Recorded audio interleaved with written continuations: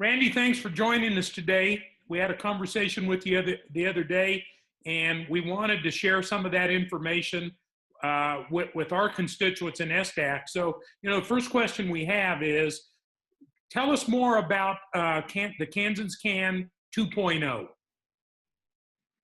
Well, thanks, Steve and everyone. And hello, Soups. Sorry I can't be with you, but this is the next best thing. I want to digress on Kansas 2.0 and just tell you that this past weekend I finally convinced my family to go see Hidden Figures. They've been dragging me to all these other worthless movies, and I got to finally choose where we went. And so many layers of that, just an awesome movie, and I encourage everyone to go see it for a variety of reasons. But early in that movie, when the Soviets fire up their first cosmonaut, NASA just goes berserk, because I think the President of the United States went berserk and said, what? And there's this footage that they can't even launch a rocket. NASA can't launch a rocket. And here we're all worried about the Russians. And I was just thinking, I'm impatient. And I'm impatient whether I'm across the street, the legislature. I'm impatient with our agency, probably first and foremost, of how we can scale things up faster.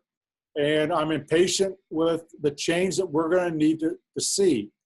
And so what I'm impatient with as we move into version 2.0 is that the change has to happen so that we can get better and in depth of what works. But if we don't make the change, we're never going to get to the next step, which is the deep processing. So we're moving from talking about the vision to implementing the vision. And that requires fundamental change in education. So I'm going to give you some code words that I think resonate with me. Whenever I hear on the kind of the politics trail, we'd like to put more money into the classroom. That's code for me for we're going to cut education. All right? When I go out and I speak and I hear people say, hey, I get it, Randy, really good. I don't know how we're going to do all these things. That's code for you don't get it yet. We're not going to be able to add on more and more to teachers' plates and principals' plates and superintendents. You guys and gals can't work any harder. There's no way to work any harder. And I'm not even sure of the old adage, we're going to work smarter. Well, I'm working harder, and I think I'm trying to work smarter. We're going to have to work differently. We're going to have to fundamentally think about why in any given school, as an example, somewhere between 5 and 20% of kids fail freshman English every year. And I was just talking to Kansas Teachers of the Year, and one of those great teachers is a freshman English teacher. Said she had 80-some freshmen, 4 failed. She gave 5 Ds because they did enough to get by. I said, why did they fail? And this is over and over again, because they didn't turn in the work. So they could do the work, they chose not to do the work and fail on purpose. And our answer to that in every community in this state is put them back in freshman English.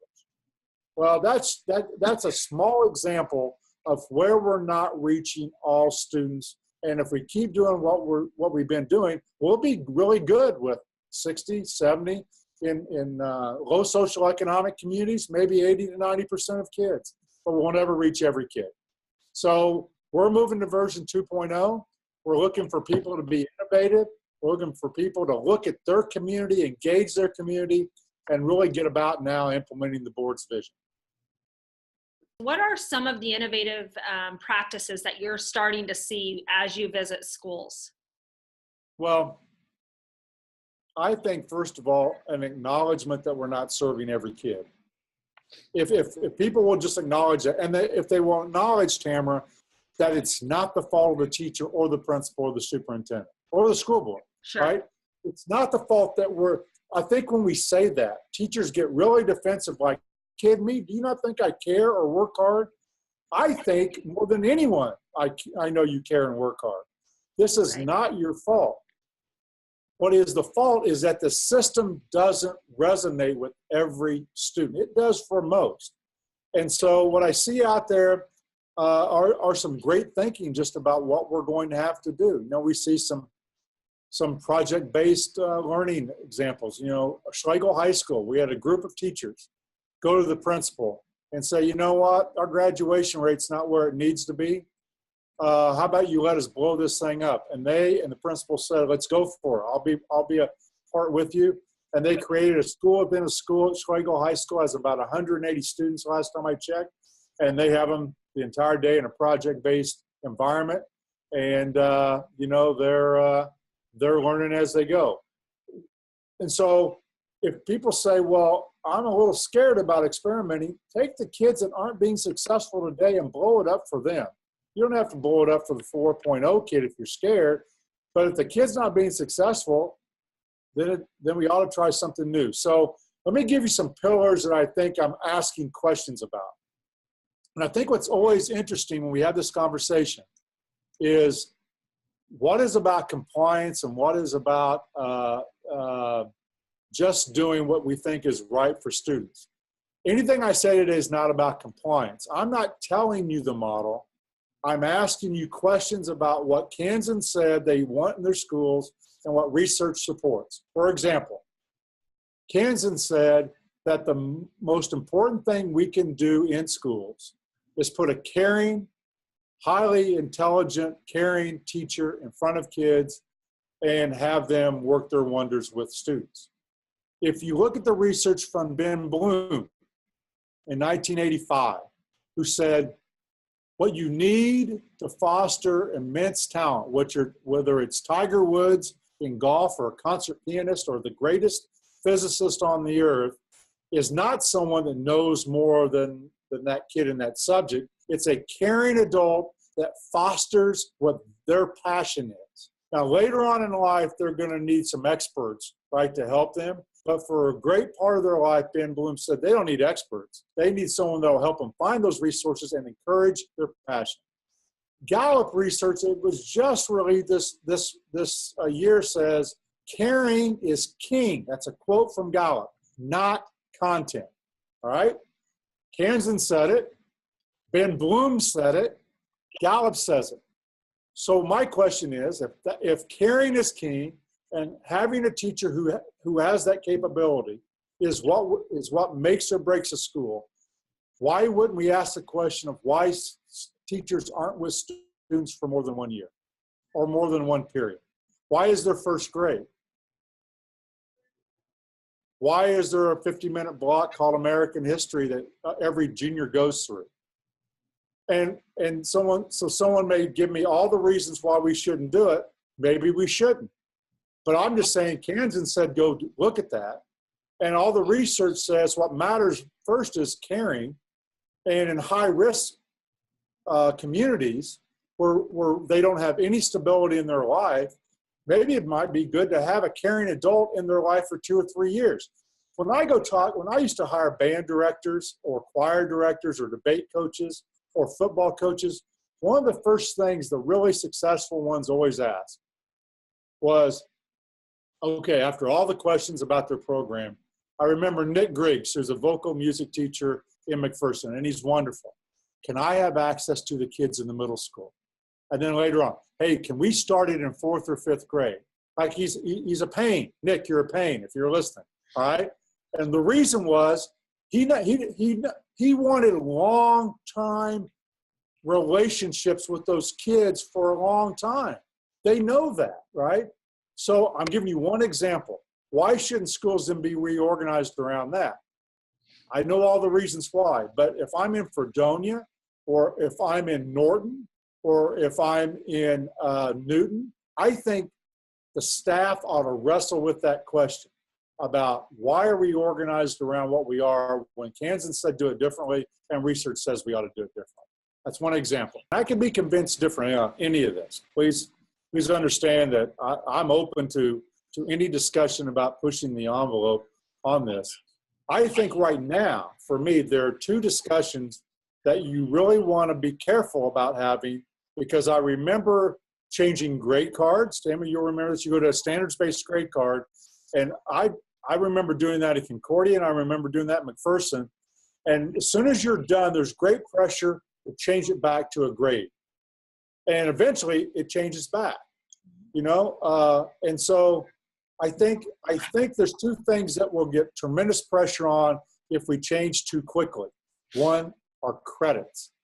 We're talking about going from credits to competencies, which I'm all for.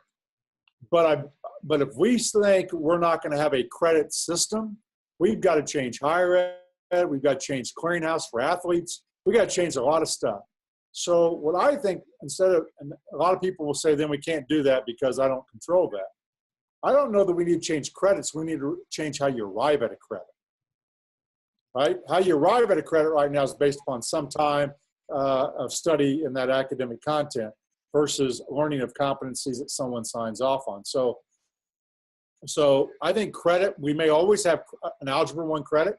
How we arrive at that credit will be entirely different in Harrington than maybe at Salina South. So that's one. Second, I think while we blow up school for some kids, we have to offer the traditional school for some others, or some of our most successful parents and students will be upset that we're not offering a traditional education. So I think choice happens within a school environment. That if I'm in Nickerson, I don't have to go to another school to be high-tech high. I can be in a project-based environment all day. I can be in an online environment all day. I can even be in a traditional 7-period day all day at Nickerson High School, or I can be in some blended of that, and I get to choose because that's my choice.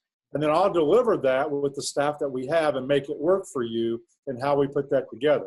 I couple that with my business community is going to come in and offer job shadowing and experts within the field. So while I encourage them, I've got experts that know what I'm talking about.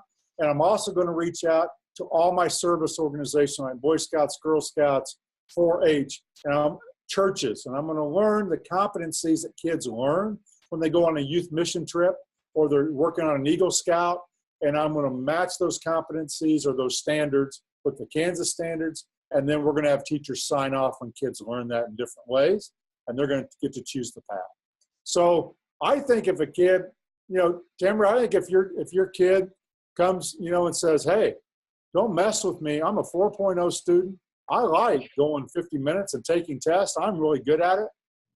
Then that's good, right? This is your education. We're going to deliver that. But just you've got some other models that you may want to look at also. It's your decision. And I think that's where I look and see something like most likely to succeed, which is high-tech high. And I look at charter schools, whether I'm a traditional Latin charter school. We create these schools that are single purpose. And if you're in a large enough place like Chicago, you can have enough of them, I guess. You can choose which one you go to. But in Kansas, what do you do in Dighton, Kansas? What do you do in Independence, Kansas? You've got one school. So let's create choice within the school and let's allow students and parents to do what they want to do. Now, that's mind-boggling. But the video, that I show every time I go out now, at the very end about moonshot thinking, it ends with the rocket going to the moon, and the scientist says, when Kennedy said we're going to go to the moon, what inspired us all were not only his words, but the fact we didn't know how to do it. And that should send chills down everyone's spine. We don't know exactly how to do it, but I have full confidence with the people in this room that's listening to this, superintendents and principals. We have the best and the brightest. We're not duds. I've been in some other states. They're a little weak in some other states with leadership. We're not. All right, we're not. We've got great people. James Regier, what he's thinking about doing at Whitewater and Remington's phenomenal. We could go on and on. So we can do this. We just aren't going to dictate one model from the state as we go about doing it. Randy, that's a great transition. When Kennedy said, we're going to put a man on the moon, but he said, we're going to go from here to there by the end of the decade. What's that look like with our accreditation? And, the state board has bought the National Student Clearinghouse data for us now. What's that connection there between the two? Well, Steve, first of all, I've always thought this is a 10-year journey. But I also think that the models have to get out there, right? I mean, Mercury, the Mercury program had to launch Alan Shepard into suborbit, right? We had to know we could put something in and drop them. But if you go watch Hidden Figures, when John Glenn got ready to go into orbit, they were in a panic because all their calculations didn't work on getting Glenn back to Earth. It only worked before you went into weightlessness and had to re-enter the atmosphere. So it's going to take us a while, but we've got to get started. And so I'm encouraging those schools that are thinking about, look at Nest City. Look at what Derek and that staff and some of those teachers are doing at Nest City. All right, small school, right? Look at Steve Wolf at Erie. You know, there's some great examples that are in small schools. And I could go on and on. I don't want to leave anyone out. So there's some great examples going on. But where this is going to be tied to accreditation is for the last several years, you simply went in and checked a box of assurances. And every superintendent principal knew, I better check yes, because if I check no, we gave you a phone call and said, well, oh, how can we help? Which, you know, was kind of code for you're not doing this very well. So everyone was checking yes. And then the only other thing we tracked was your math and reading scores. And as long as you were showing growth and proceeding toward AYP targets of 100%, you were good. Oh, that changes. So what drives us of the 5 outcomes is simple. Every student ought to graduate high school. All right, 86% do in Kansas today. Every student ought to graduate high school. But you can game that system so easy. As a high school principal, Mike Cook knew how to game that system. He just gets on the intercom and announces, come to the gym, we're awarding diplomas today, and I'm going to hit 100% because I'm going to look good. So you couple that with, can 70 to 75% of those kids that graduate or don't go on to some level of post-secondary success? Not every kid needs that. We can come back to that, but most kids do. That's our target. That's when we know we land on the moon. I've got almost 100% of my kids, or I do have 100% graduating, and 75% are either in the military, they're in a technical school, they've completed a credential, or they're on their way to be the next greatest engineer that Kansas ever produced. And if we hit that, we have changed the lives of students, we've changed the trajectory of the Kansas economy, and we've hit the moon. Now, I haven't looked at every school's National Clearinghouse data, but I've looked at a lot of it. I haven't found any school that can take the 9th grade cohort and hit 75% 7 months out. I haven't found any. There may be some out there. I'm not saying they're not. We have a lot of students, or a lot of schools hit 100% graduation. And we have a lot of students, or schools that have 80, 90% go off somewhere post-secondary, but boy, they don't finish. They don't complete anything. So that's where we're going. The accreditation model will hold people accountable to that, and then have you look at the other R's about how do you go about getting more rigor if you need to have more rigorous courses for kids to do that, or have a more responsive culture, or having more relationships, which we just talked about earlier. That's where the other R's come in, is helping drive your discussions about why you're not achieving those outcomes to the level that you want to achieve. And then we get away from just tracking the 3rd grade reading scores and watching people drive a test score at the exclusion of all the other things that they need to be to have success. Randy, is the accreditation process going to look at that success data for each school? And is the assumption that over time, schools should do a better job at helping kids succeed post-secondary? Yes. Yes. And I will also say, we're saying 70 to 75% because that's what the research says the job market out there is. But if you're not going to go on post-secondary, I want to even see a more detailed plan of your success, right? What is your plan to go out there and be successful after high school? If it's not you're not going to Washburn Tech to be a diesel mechanic, then what is it? Because when I was talking to the Kansas Association of School Boards in December, I've always used the example that there are some good paying jobs, great paying jobs, and really good career jobs that do not require something beyond a high school. And I use the oil refinery in McPherson as an example. And one of the engineers came up to me and said, stop doing that. Stop using that as an example. And I said, well, why? It's true. And he said, kinda. One, we have fewer and fewer jobs that only require a high school education out at the refinery. And two, we have 400 to 500 applicants for every one of those jobs. So the odds of a kid getting one of those jobs is extremely slim. So while we have them, don't promise all kids from high school, all you have to do is graduate high school and go get one of those jobs, because you're 1 in 400 or 1 in 500. So if a kid says, I plan to be a homemaker and I just want to take care of a family, okay, great plan. How would you go about taking care of the kids that you're going to raise the best? Maybe you ought to have some skills and talents to do that, right? What would they look like? Design for every kid that purpose. Most kids are going to do post-secondary, graduate from high school. We want to see growth over time in that. We're not, it's not an AYP target, so we're not trying to artificially inflate it. We're trying to genuinely come up with that. And then we're looking at the other R's to help drive the process that does for us. Randy, I think you've answered my questions. Tamara, do you have others? Nope. I think you've answered ours. No, I have none. Thank you. Randy, thanks a lot. Yeah, I'm just sorry I can't be there with the group, but you know, we're going to be out talking about Vision 2.0. I was talking to Jay Scott today and Brad, and said right now, today, you know, the thing that I'm most proud of is how far we moved individual plans of study in that discussion.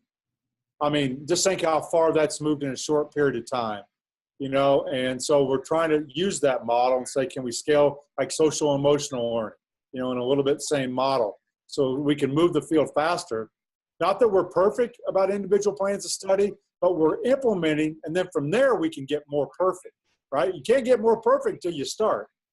And so it's great to watch people implement that, and we'll have over 225 school districts probably by the start of next year using career cruising. So we think, okay, we must have done something right in helping drive the cost of that down. Yep. And we're only going to get better now, you know, in how we help every kid succeed. So I want to thank everyone. I know the journey can be frustrating. Again, I encourage everyone, go watch Hidden Figures and watch the tension in NASA when they scream at each other, because they don't know, right? They're the best and the brightest in the room, and they don't know, or they know they don't have enough time to do it.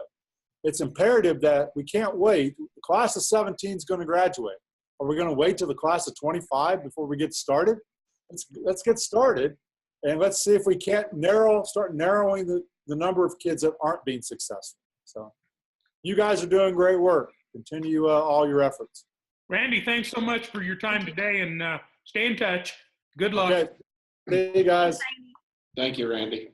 Appreciate it.